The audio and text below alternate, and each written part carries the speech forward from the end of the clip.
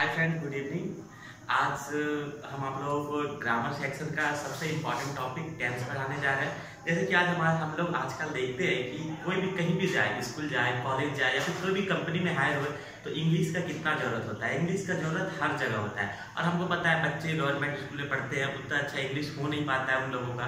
तो आज हम चाहते हैं उन बच्चों के लिए जो पहले से वीकर है या फिर वो ग्राउंड लेवल पे जिनको इंग्लिश के बारे में नहीं आता है, उनके लिए हम बताना चाह रहे हैं टेंस। और टेंस जानने के बाद ये हम पूरी स्पष्टता के साथ कर सकते हैं आप लोगों को इंग्लिश बोलने में कुछ हद तक क्या बहुत हद तक सहायता मिलेगा। तो हम आज आप लोगों को टेंस पढ़ाने जा रहे हैं। तो फ्रेंड्स, टेंस हमको पता है, टेंस मीन्स होता है क्या है, काल। सबसे पहला बात है कि टेंस हम क्यों पढ़ेंगे, क्यों जानना चाहते हैं कि हम टेंस क्यों पढ़ना है हमको। तो टेंस हमको पढ़ना है ताकि हमको इंग्लिश बोलने में आसानी हो। और आजकल हम देखते हैं कि छोटे छोटे स्टूडेंट होते हैं 6-7 के, जो उनको इंग्लिश में बहुत सारा लॉन्ग आंसर हो जाता है, उनको याद नहीं वो कर पाते। तो इस टेंस पढ़ने के बाद होगा क्या, आप वो शब्द को अपने हिंदी में लिखिएगा और फिर उसको खुद से ट्रांसलेट करके आंसर्स को बना लीजिएगा, जिससे आपको बहुत आसानी होगा। ये हम आपको गारंटी के साथ कर सकते हैं। आप हमारे साथ जुड़े रहिए। हम टेंस का वीडियो शुरू करेंगे और लगभग 15-16 वीडियो में टेंस खत्म करेंगे। फिर आगे और भी ग्रामर सेक्शन हमारे चैनल्स पे उपलब्ध रहेगा। तो फ्रेंड, हम सबसे पहले टेंस के बारे में जानना चाहते हैं। टेंस है क्या? काल। काल मीन्स होता है क्या है, समय, जो समय चलता है। यानी समय हो सकता है जो समय बीत गया, या जो समय चल रहा है, या जो समय आने वाला है। तो फ्रेंड, इस आधार पे हम टेंस को 3 तरह में हम कैटेगराइज कर सकते हैं। कैटेगराइज बोले तो उसको हम बांट सकते हैं। तो टेंस को हम क्या कर सकते हैं, tense is divided into 3 parts. ये नोट करिएगा फ्रेंड, आप लोग अपना टाइम निकाल के। Tense is divided into 3 parts. तो सबसे पहला होता है हम प्रेजेंट टेंस। प्रेजेंट टेंस जैसे कि नाम से ही आपको पता लगता है, वर्तमान काल। इसको हिंदी में बोलते हैं हम लोग वर्तमान काल। वर्तमान काल यानी जो अभी चल रहा है। जैसे कि हम आप लोगों को अभी पढ़ा रहे हैं, तो ये प्रेजेंट टेंस की कैटेगरी में आता है। और इसका सेकेंड फॉर्म आता है पास्ट टेंस,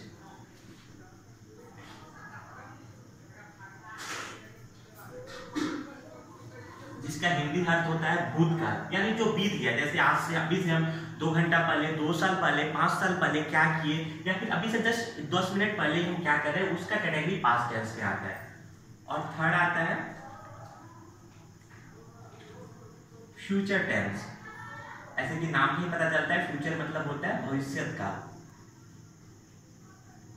तो भविष्य काल, फ्यूचर टेंस, भविष्य काल यानी अभी से हम लोग 5 घंटा पहले या 10 साल बाद हम लोग क्या करने वाले, उस कैटेगरी को हम लोग फ्यूचर टेंस में पढ़ेंगे। इस तरह हम टेंस को बांट के पढ़ेंगे और बहुत सारे क्वेश्चन बनाएंगे, जिसके बाद हम लोगों को टेस्ट बहुत ही आसान लगने लगेगा। और आपको खुद लगेगा कि आज जो आप नहीं जान रहे हैं कुछ, और आज से 20 दिन बाद, 25 दिन बाद आपको खुद लगेगा कि आपका जो कमांड है इंग्लिश में वो बहुत हद तक बेटर होगा। आपको खुद लगेगा आप जो आज हैं और आज के 20 दिन बाद जो लगेगा उसके बहुत सारा फर्क रहेगा। तो फ्रेंड, हम शुरू करते हैं सबसे पहले टेंस को। हम पहले जान लेते हैं हम किस तरह से पढ़ेंगे हमारे टेंस को। सबसे पहले हम प्रेजेंट टेंस पढ़ेंगे, उसके डिवीजन के बारे में पढ़ेंगे।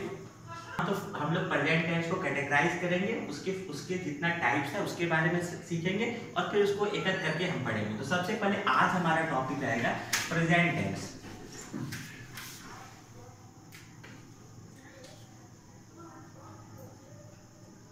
प्रेजेंट टेंस यानी मीन्स हम बता चुके हैं वर्तमान काल, यानी जो अभी चल रहा है उसके बारे में हम लोग पढ़ेंगे। प्रेजेंट टेंस को सिंपली फ्रेंड हम लोग 4 तरह में, 4 टाइप्स में इसका डिवीजन होता है। तो प्रेजेंट टेंस को हम 4 तरह में डिवाइड कर सकते हैं, डिवीजन होता है उसका फॉर्म है।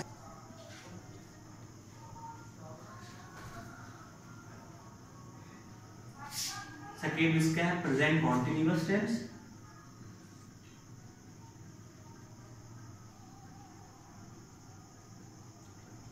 एक चीज नोट करिएगा, कॉन्टिन्यूअस टेंस को प्रेजेंट प्रोग्रेसिव टेंस भी कहते हैं। हो सकता है आपके फिल इन द ब्लैंक्स में एक क्वेश्चन आ जाए, इसको प्रेजेंट प्रोग्रेसिव टेंस भी कहते हैं।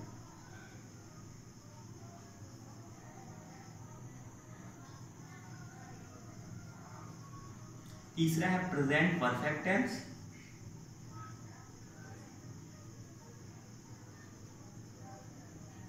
चौथा है present perfect continuous tense.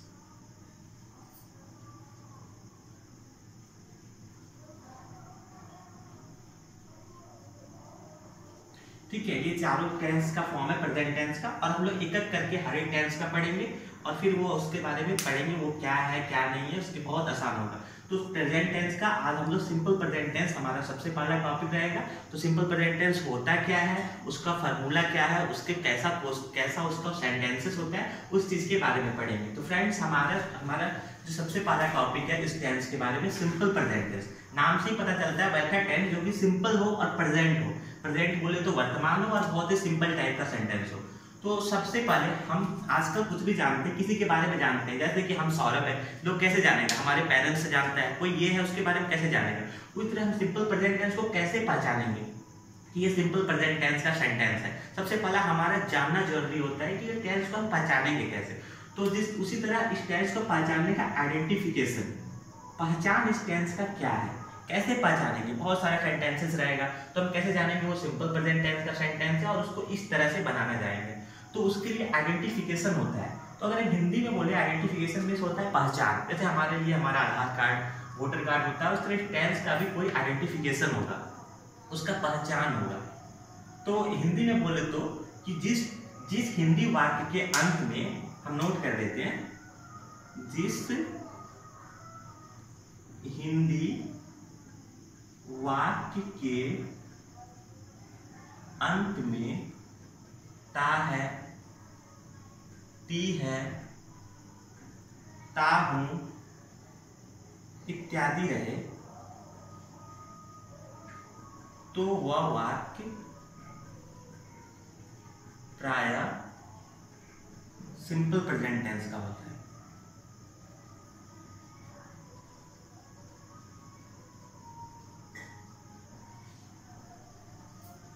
Note करिएगा बात को कि वैसा सेंटेंस, वैसा हिंदी वाक्य जिसके अंत में ता है, ती है, ता हूं या इस तरह का फॉर्म वाला चीज रहे तो वह वाक्य प्रायः सिंपल प्रेजेंट टेंस का होता है। यानी ता है, ती है, ता हूं या इस तरह का फॉर्म वाला रहे तो वो सिंपल प्रेजेंट है। एक एग्जांपल ले लेते हैं, जैसे मैं खाता हूं।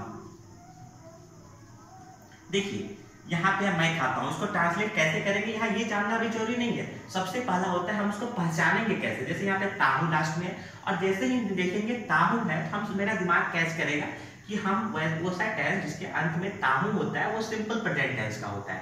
तो वहां से इसका जो फॉर्मूला होता है हम उस तरह से इसको सॉल्व कर लेंगे। ठीक है, तो मैं खाता हूँ, हम आइडेंटिफिकेशन सीख लिए। ठीक है, ये हमारा आइडेंटिफिकेशन था। तो फ्रेंड्स उसके पहले हम थोड़ा सा हम आप लोगों को सेंटेंसेस के बारे में बता देते हैं कि सेंटेंस हम किस तरह से पढ़ेंगे।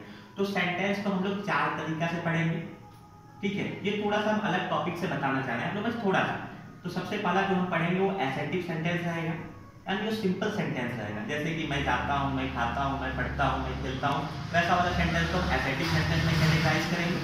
और दूसरा रहेगा नेगेटिव सेंटेंस, यानी नेगेटिव नाम से ही पता चलता है, मैं नहीं खाता हूँ, मैं नहीं पढ़ता हूँ, वैसा वाला सेंटेंस रहेगा। ठीक है, और तीसरा जो हम पढ़ेंगे इंटेरोगेटिव सेंटेंस। इंटेरोगेटिव यानी क्वेश्चन मार्क वाला सेंटेंस पढ़ेंगे, इंटेरोगेटिव सेंटेंस। और चौथा रहेगा WH वाला। WH नाम से ही पता चलता है। ऐसे इस सेंटेंस को जब हम पढ़ाएंगे आपको बहुत डीपली पढ़ाएंगे WH के बारे में, यानी मैं क्यों खाता हूँ, मैं क्यों पढ़ता हूँ, मैं क्यों खेलता हूँ, वो वाला सेंटेंस इसमें पढ़ेंगे। तो सिंपल प्रेजेंट टेंस, उसके बाद सिंपल प्रेजेंट टेंस के बारे में, एसेटिव सेंटेंस के बारे में हम सीख चुके हैं कि इसका आइडेंटिफिकेशन क्या होता है। आइडेंटिफिकेशन तो हम सीख चुके हैं। उसके बाद इस हम सिंपल प्रेजेंट टेंस का पढ़ रहे हैं और कैसा सेंटेंस पढ़ रहे हैं, एसेटिव सेंटेंस।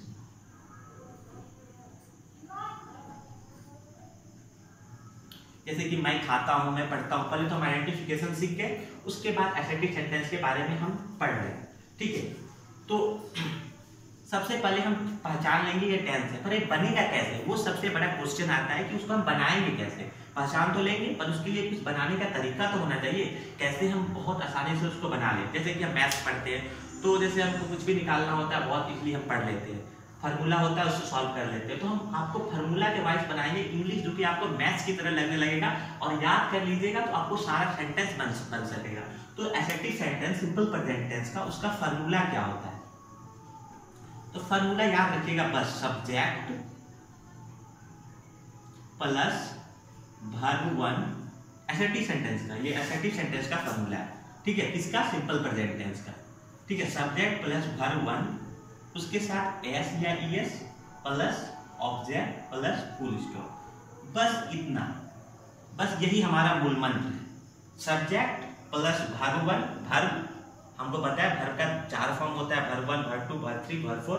तो वर्ब का पहला रूप लगेगा, उसके साथ वर्ब के साथ एस या ईएस और उसके साथ ऑब्जेक्ट। सब्जेक्ट अर्थात जो कार्य करता है, जो कार्य करता है। जैसे मैं काम करता हूँ, यहाँ काम कौन कर रहा है? मैं। तो मैं यहाँ पे कौन है? सब्जेक्ट। क्या करते हैं? काम करते हैं। तो काम, हमारा काम करना जो होता है वो हमारा वर्ब हो गया। और कुछ काम करते हैं, जैसे कोई भी जो चीज हम ऑब्जेक्ट हो जाएगा कर, जिसको कर्म बोलते हैं हिंदी में। जैसे मैं क्रिकेट खेलता हूँ, यहाँ मैं हो गया सब्जेक्ट, खेलना हो गया वर्ब और क्रिकेट हो गया मेरा ऑब्जेक्ट। ठीक है, ये फॉर्मूला हो गया।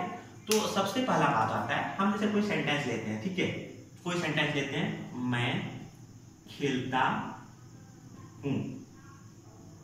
यहां तो हम सिंपली सी लेंगे, यहाँ मेरा सब्जेक्ट है, ये मेरा वर्ब है, इसमें कोई ऑब्जेक्ट नहीं है। तो लेकिन ये एस या ईएस का क्या चक्कर है?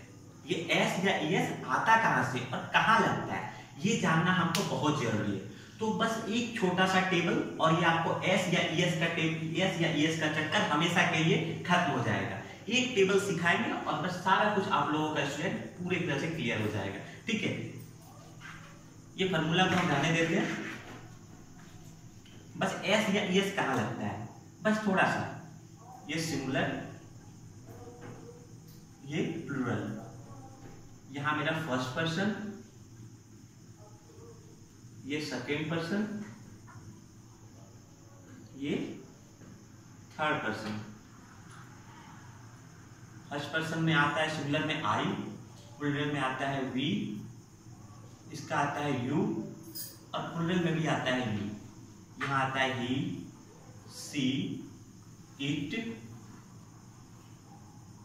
या नेम, वैसा नेम जो कि सिंगुलर, वैसा नेम जो कि सिंगुलर हो, यानी अगर राम है तो राम, और राम और श्याम हो जाए तो वो प्लूरल हो जाता है, और यहाँ पे आता है दे। बस ये टेबल याद करिए और एस या ईएस का पूरा चक्कर करिए।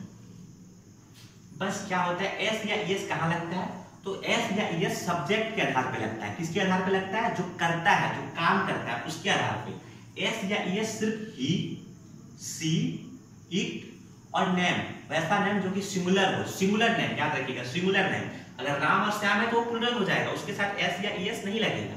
नेम यानी सिंगुलर नेम के साथ, अगर राम है सिर्फ, या फिर कोई भी यहाँ सौरभ है तो सिर्फ सौरभ के साथ लगेगा। तो ही के साथ, सी के साथ और सिंगुलर नेम के साथ एस या ईएस लगता है। किसके साथ? वर्ब के साथ। जैसे एक एग्जांपल लेते हैं, राम खेलता है, तो हम तो पहले पहचान, आइडेंटिफिकेशन इसका पहचान लेंगे, ता है लास्ट में, हमारा दिमाग कैच करेगा ये कौन सा सेंटेंस, कौन सा टेंस है? सिंपल प्रेजेंट टेंस है। सिंपल प्रेजेंट टेंस का फॉर्मूला याद करेंगे हम, subject plus verb one, S या ES plus object plus full stop. तो यहाँ देख लेंगे हम राम, तो जैसे ही राम सोचेंगे तो राम याद आ जाएगा, अरे ये तो सिंगुलर नेम है और इसके साथ एस या ईएस लगता है वर्ब के साथ। उसके बाद सब्जेक्ट के बाद फॉर्मूला हम याद करेंगे वर्ब, यहाँ पे वर्ब खेलना होता है, एक्शन वर्ड होता है वर्ब, यहाँ पे खेलना एक्शन वर्ड है, तो राम प्ले।